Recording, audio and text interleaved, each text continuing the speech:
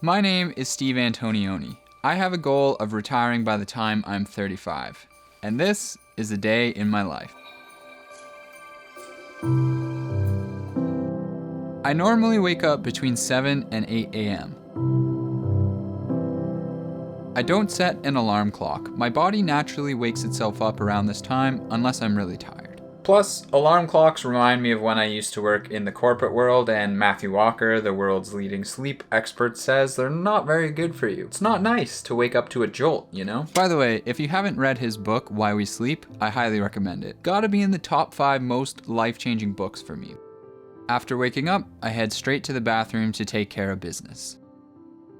And I purposefully do not bring my phone with me. We all know the trap of sitting on the toilet with your phone, but I personally try and avoid looking at my phone for the first 2 to 3 hours of the day. After business is taken care of, I prepare myself to head to the gym for my morning workout. Normally I don't eat food until around 11 a.m. or so. I've been accidentally intermittent fasting for as long as I can remember. Before I even knew what that was, I was skipping breakfast because I felt worse if I ate it. Eating something very early in the morning generally makes me feel very sluggish for some reason. But because I'm going to be lifting weights today, I make myself a simple protein shake in the morning. I use about a cup of some type of milk alternative because dairy affects my skin pretty badly. So I use whatever crazy stuff Justine has bought recently. Looks like pea milk today. And then I'll add a banana, spoon of peanut butter, and a scoop of protein powder. So basically, I've got fat, I've got protein in here, and a tiny bit of sugar from the banana. The goal is to maximize fat and protein while minimizing sugar. Now, based off self-experimentation and things I've researched, this seems to be more effective than working out in a fasted state. After that's finished, I grab my gym bag and start my walk to the gym. The walk to the gym is about 2 kilometers or so it usually takes me about 20 minutes to get there, and I could definitely drive there to save time for sure, but honestly, I prefer walking pretty much everywhere that I can, and I find a good walk in the morning puts me in a really good mental state for the rest of the day and also acts as a warm-up for my workout. By the time I arrive at the gym, it's usually somewhere around 8 or 9 a.m. It's a great time to go because it's very quiet. Most people start work around this time. Today I'll be doing a chest and back workout, making sure to balance my push and pull motions. The version today I'm doing will be 5 sets of incline bench, 5 sets of bent over rows, 5 sets of cable flies, and 5 sets of lat pull downs. The gyms have been just continuously opening and closing here in Toronto, so it's been hard to maintain a good long-term habit of going, but things are looking a lot better now, so hopefully I'll be able to build some good strength this year. All right, so just finished my workout. Usually it takes me about an hour or so, I would say, and now I'm on my way back home. And with my physical activity basically taken care of for the day, I'm now in a great headspace to get into some deep work. But first, my stomach is grumbling after burning about 1,000 active calories this morning. For my first meal of the day, I usually eat meat with a good amount of fat and a green nutrient-dense vegetable, like broccoli. This might sound weird to you, I don't know, but I look at how I eat somewhat strategically. Basically, I want to accomplish 3 things. The first thing is I want it to be healthy. I want it to provide me with good energy for the day. The second thing is I want it to be easy and quick to make. And the third thing is I want it to be cost effective. So I basically front load my day with fat and protein because those are the most dense energy sources. They burn the slowest, so they last the longest. My good friend who is a chef likened carbs to being kindling, protein to being medium logs, and fat to being the big hardwood logs that burn all night. So today I'm pan-searing a pork chop in a stainless steel pan while steaming broccoli to go with it. Some people might get bored with the simplicity here, but I personally don't mind it at all, and I actually really enjoy cooking. So on the weekends, I'll usually whip something up more interesting when I have the time. Okay, while that is cooking, let me take you over to my workspace. Okay, so Today is actually a bit of an interesting day because I'm getting started on a process that we all have to do this time of year, and that is filing our taxes. The first time I did my own taxes, I was expecting it to be a nightmare. It seems like such a scary process, right? T4s, T this, T that, all these official documents, I mean, just downright terrifying. So preparing for the worst, I began looking for the easiest tax filing software out there, and then I found today's sponsor, Wealthsimple Tax. And let me tell you, it was a huge letdown, but in a good way. What I mean by that is I was expecting filing my own taxes to be a huge headache, but instead, I honestly think it took me something like 30 minutes using this. And then I was like, oh, I had kind of planned for this to take up my whole night.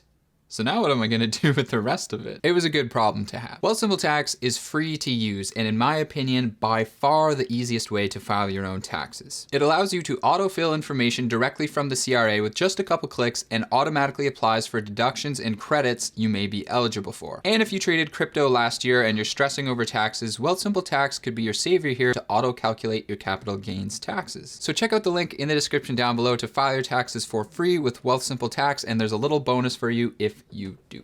Oh no, the food!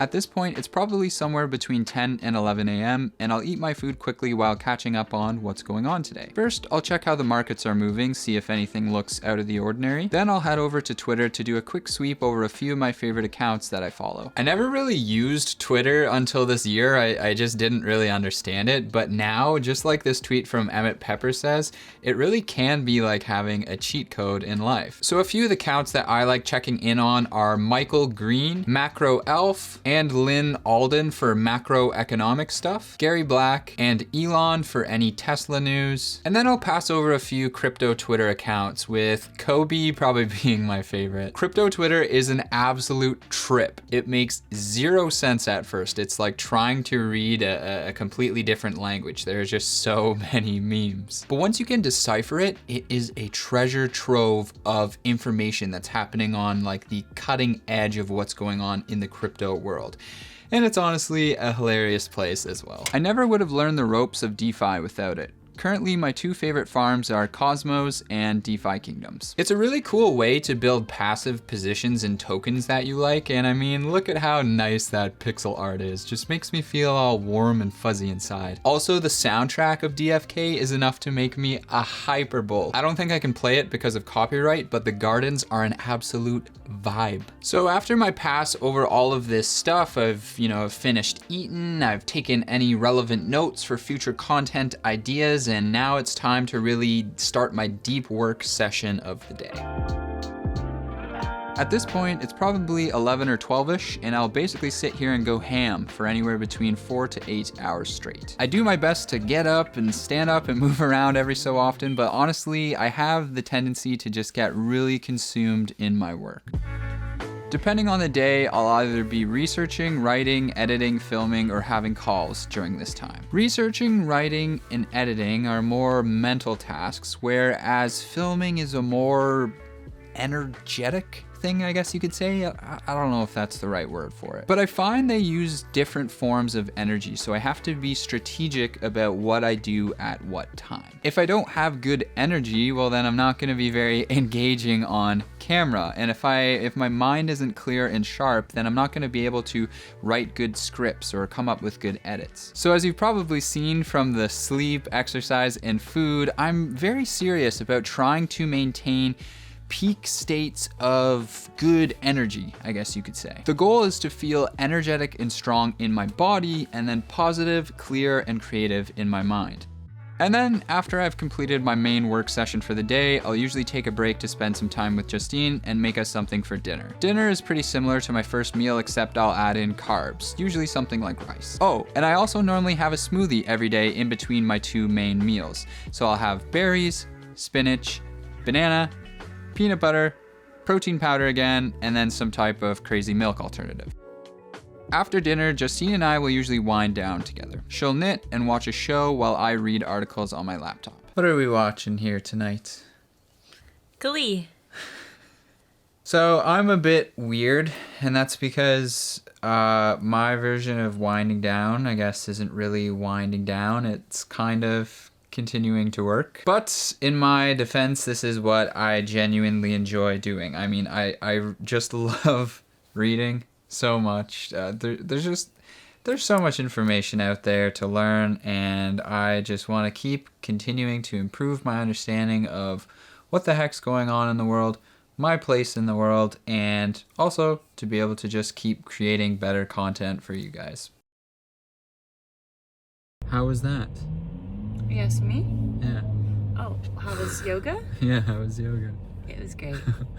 So a few times a week, we alternatively like to wind down with a nice hot yoga class. I think we find the heat paired with an amazing stretch to be a surefire way to arrive at a wonderful night's sleep. Mm-hmm. Do you have something to say? I tooted a lot that class. No, that's not making it in. If I did a workout in the morning as well, it's been a pretty active day, and so I might need to have another quick bite here before bed. And the last thing before bedtime is a skincare routine. Now, we have a whole regimen here. We have a cleanser, an exfoliator, a toner, a serum, a mask, and a moisturizer. All of this might seem like a lot, but I think it's well worth it for somebody whose hormones just keep driving their skin crazy. Finally, it is time for a chapter in bed. By now, it's usually about 9 to 10-ish, and there's no more screens allowed. At least for me. Justine usually breaks this rule. That is not true. I don't want to read Twitter like a crazy person. I'm not in bed. Yeah, you do. It's such a lie. When's the last time I read Twitter in bed?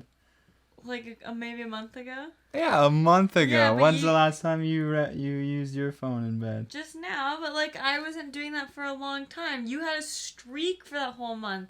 You were coming every night to bed with your Twitter, and sometimes you'd be in the living room on your frickin' Twitter till 11.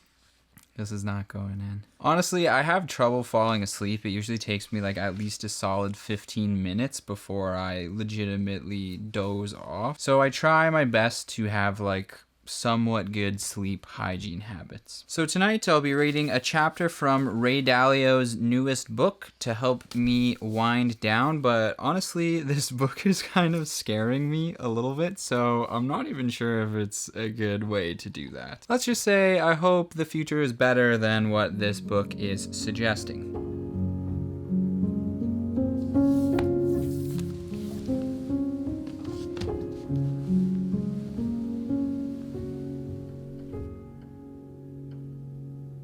Hopefully you enjoyed this video. Hopefully it gave you a little bit more of an intimate look in the day-to-day life, or kind of how I spend my money on a daily basis, I guess you could say, of somebody who is pursuing financial independence. I do save a lot of my income, usually somewhere between 50 to 80%, and I did that before YouTube. I have to say that for all the wieners in the comments who go, meh, meh, meh, meh. It's easy for you to save money, Steve. You make money on YouTube. But in addition to saving money, I also clearly spend it on things that I think are important to me. Health and well-being are the big ones. You may have also noticed that I don't really spend time on hobbies or anything like that at the moment. Besides the gym and yoga and stuff, but I don't really consider those hobbies. And don't get me wrong, I do have hobbies. I just don't really want to do them right now. That's because, well, I'm basically in grind mode. I take care of my body, I make sure I feel good physically and mentally, and then I get to work. But this is because I'm feeling so fulfilled with my work these days that it's really what I want to spend my time doing. That will definitely change in the future. Nothing is static. Everything is dynamic. Everything ebbs and flows. But for now, that's where I'm at. And with all that said, thank you so much for spending a day with me. Don't forget to do your taxes. Linked in the description down below, and I'll see you again soon.